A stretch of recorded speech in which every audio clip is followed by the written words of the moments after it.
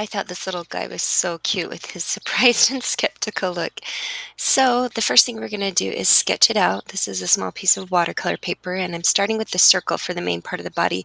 And then we're just kind of doming that top to create that egg shape. And we're going to shove that big, large, exaggerated beak off to this side. And so I'm looking at the width between the right side of the beak and where the head ends and making sure that that is correct to the original drawing. And then the left side of the beak ends about the middle of the head. And so my eyes, which are a big also focal point, would be the top third of the head. And you want to make sure that left eye is larger than the right. The right eye is tucked just barely behind the beak, and then the eyeball itself domes outside of the width of the head. Now the pupils and the iris areas, they're the same size, and they look a bit startled and stunned because the eyelid isn't covering any of the either. It's really centered, and so that's important. And make sure you drop in a highlight when you do add any detail. So the little claws, we're just going to hook around this wire.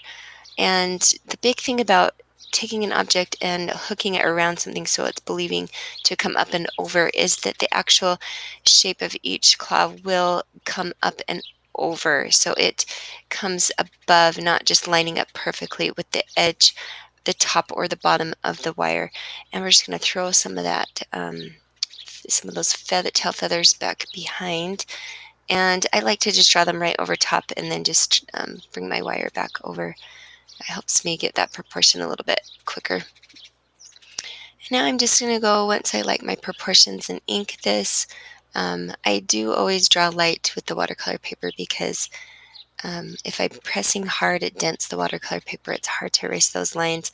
Watercolor is not very forgiving with pencil marks, and I don't like to see my pencil marks most of the time. And so, and I'm just making sure to gather some organic feathery shapes that are not symmetrical, and I'm trying not to repeat any of the shapes so that it looks a little more natural.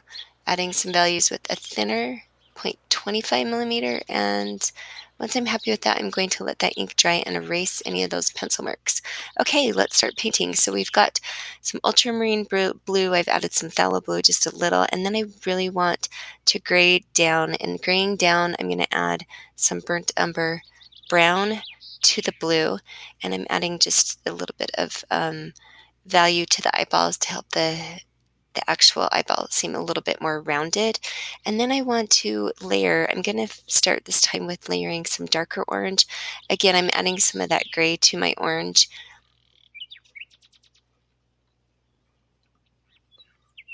And I'm going to let that dry just slightly. And so I'm adding a little bit of orange around the pupils.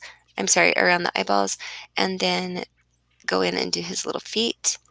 And then I'm going to go back through and add some more value on the left side just to create a little bit more depth. This is a quick watercolor study, so I would take my time and build this up a little bit slower if this were to be like an actual painting that I wanted to finish.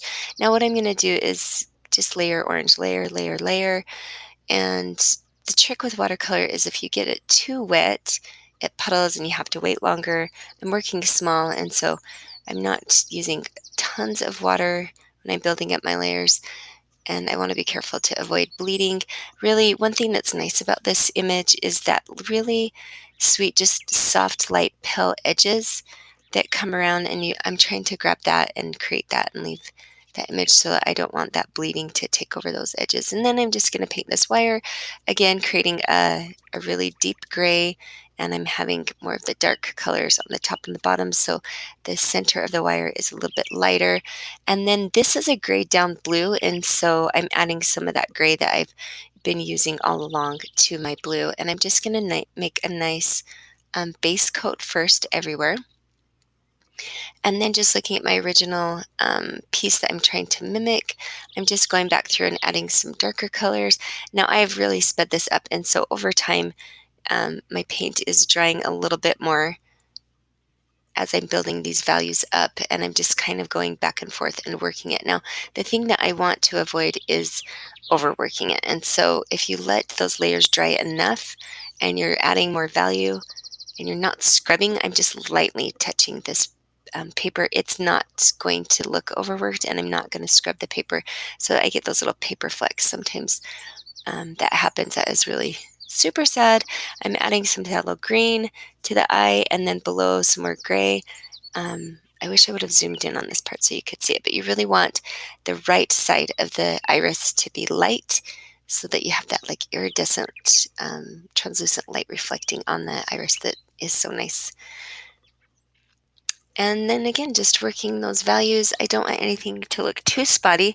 The feathers have texture, so I don't mind if it looks a little bit textured, but I'm just adding some more layers, especially around the eyes and the beak and the bottom left corner. We want it to be have more value. And then when I was done, I let it dry and added a little bit more inking for detail, and then you are finished.